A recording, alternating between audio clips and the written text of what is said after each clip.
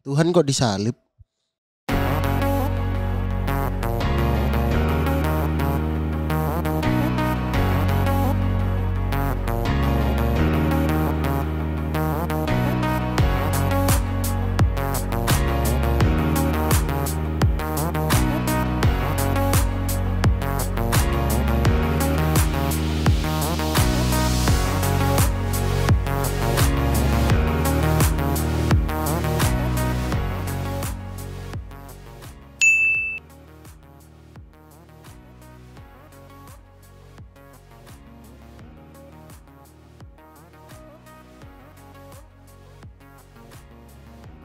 Ngeri.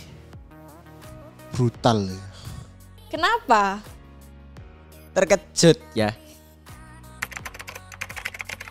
Kaget banget sih. Mungkin sangat ironis atau ya apa ya. Kok bisa sampai banyak banget gitu. Kaget sih pertama kali lihat gitu. Gila sih 39 imam dan 3.500 umat Katolik dibunuh tanpa tahu fungsinya apa ya. Ya karena alasan pembunuhan motifnya itu karena apa? Kalau karena memang penyebaran agama dan memang kondisi negara itu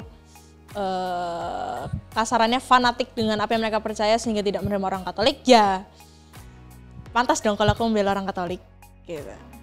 Oke, jujur saya terkejut bacanya karena tidak sedikit ya jumlah ribuan itu, dan itu dicapai dalam 10 tahun terakhir yang dimana ya 10 tahun itu rasanya ya hitungannya sebentar kalau dijalani.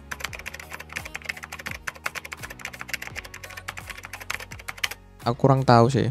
Kalau kemungkinan apa ya? Mungkin apa orang saudara? Kayaknya aneh juga ya. Ya kurang tahu sih sebenarnya saya.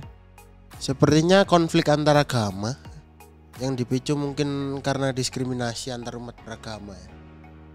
Tuhan kok disalib?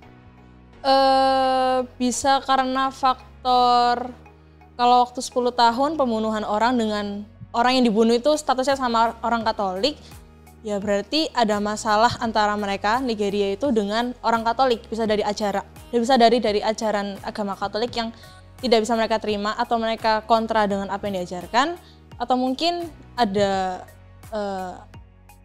oknum yang apa ya istilahnya membawa nama Katolik sehingga orang Katolik yang harus jadi korban. Mungkin karena aku belum membaca itu secara keseluruhan. Krisis iman. Ya karena mungkin di sana banyak terjadi penolakan ya karena berbagai macam sudut pandang. Jadi orang ini menganggap A itu benar, yang satunya menganggap B itu benar, sehingga apa istilahnya tawuran, konflik begitu.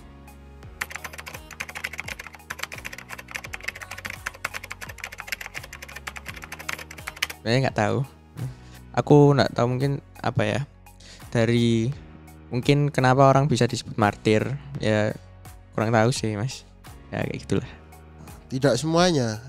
Tergantung dulu meninggalnya apa, karena apa, dibunuh karena apa.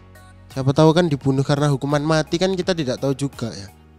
Kembali lagi, alasan mereka dibunuh karena apa? Kalau memang mereka dibunuh karena posisi difitnah dan mereka membela agamanya, itu martir. Tapi kalau mereka dibunuh dengan alasan karena memang mereka yang posisi notabene-nya itu melakukan kesalahan di negara orang, ya guru martir itu jadinya pelaku rek. Gitu. Tergantung ya jawabannya.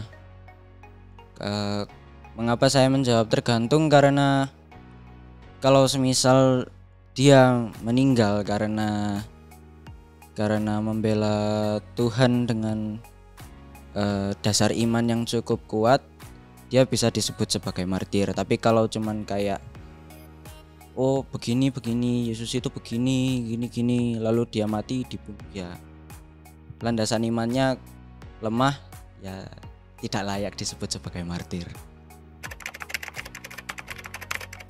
Kayaknya pernah dengar tapi kayaknya lupa. Martir adalah orang yang gugur dalam satu tugas kudus gereja, yang mungkin ada satu tragedi yang membuatnya terbunuh. Kalau pemahamanku sendiri itu orang yang membela iman. Jadi ya menurut imannya benar, ya dia membela imannya itu. harusnya ya. Martir adalah orang kudus yang meninggal, wafat, tewas karena membela Tuhan. Martir sendiri adalah sebutan untuk orang kudus begitu. Jadi kalau dia sudah jadi martir ya dia jadi kudus begitu.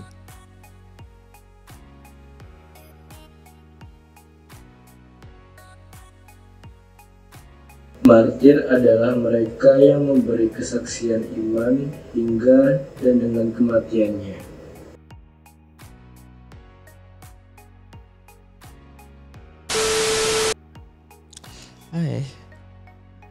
Kayak aku kak.